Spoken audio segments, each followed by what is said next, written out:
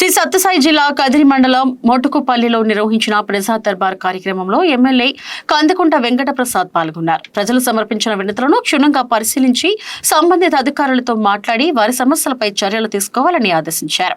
Ration కార్డులు, ఇళ్ల స్థలాలు, కొత్త పింఛన్లు వంటి సమస్యలపై అధికంగా అర్జీలు వచ్చాయి. ఎమ్మెల్యే కందకుంట మాట్లాడుతూ ప్రజల సమస్యలను జవాబుదారీగా తీసుకుని 2026 సంవత్సరం అభివృద్ధిలో కదిరి నియోజకవర్గం ముందుంటుందని సచివాలయ సిబ్బంది, స్థానిక నాయకులు కలిసి ప్రజల వద్దకే వెళ్లి వారి సమస్యలను పరిష్కరించే దిశగా అడుగులు వేయాలని తెలిపారు. ప్రతి ఒక్కరి సమస్యకు పరిష్కారం చూపే వరకు కృషి చేస్తామని ఎమ్మెల్యే కందకుంట వెంకట ప్రసాద్ అన్నారు. ఆయన పిలిచినట్టు సరిపోయండి మీరు తహసీల్దార్ గారు.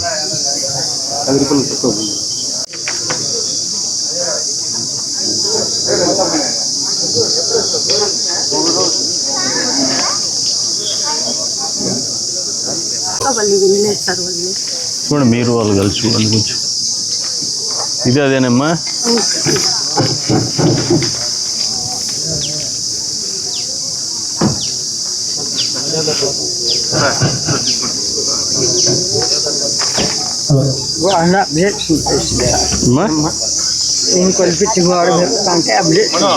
ఎవరు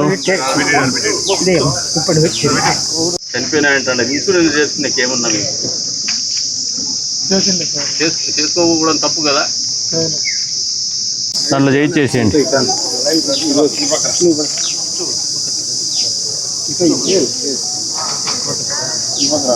రూరల్ ఏరియాలో ఇంటి స్థలం కోసం ఫస్ట్ టైం నాకు రావడం పీజీఆర్. ఇంతవరకు మామూలుగా నాయకులు మా వాళ్ళు కార్యక్రమం పెడితే మా వాళ్ళే ఉంటారు, పూలేస్తారు, పలకలేస్తారు, టపాకాయలు కొడతారు.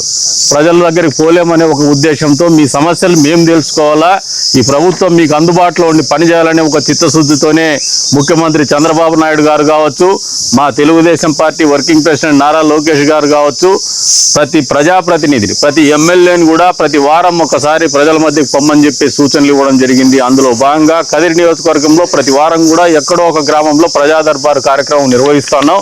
అధికార యంత్రాంగంతో పాటు నాయకులు కూడా మీ మధ్యకే వస్తున్నాం, మీ సమస్యలు వింటున్నాం. మీ సమస్యల పరిష్కారం కూడా దాదాపు 2 సంవత్సరాల పరిపాలన జూన్లో అవుతుంది.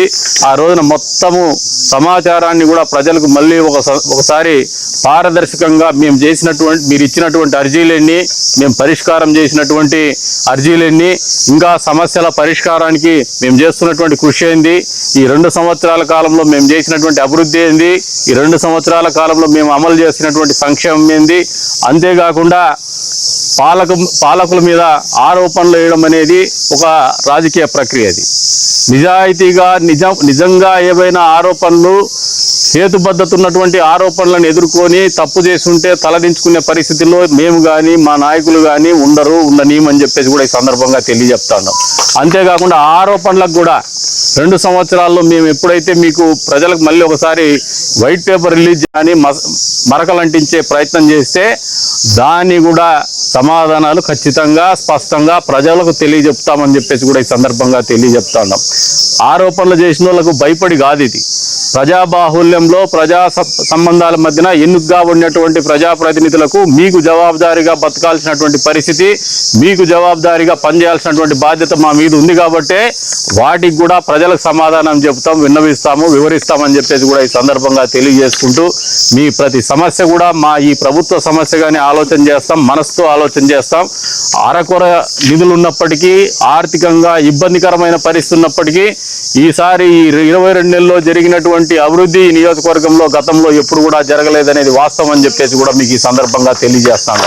అంతేకాకుండా వచ్చే రోజుల్లో జరిగేటువంటి 2026లో జరిగేటువంటి అభివృద్ధి, కనీ విని ఎరగినటువంటి అభివృద్ధి కూడా ఈ నియోజకవర్గంలో చోటు సంపాదించుకుంటోందని చెప్పేసి కూడా ఈ సందర్భంగా తెలియజేస్తాను.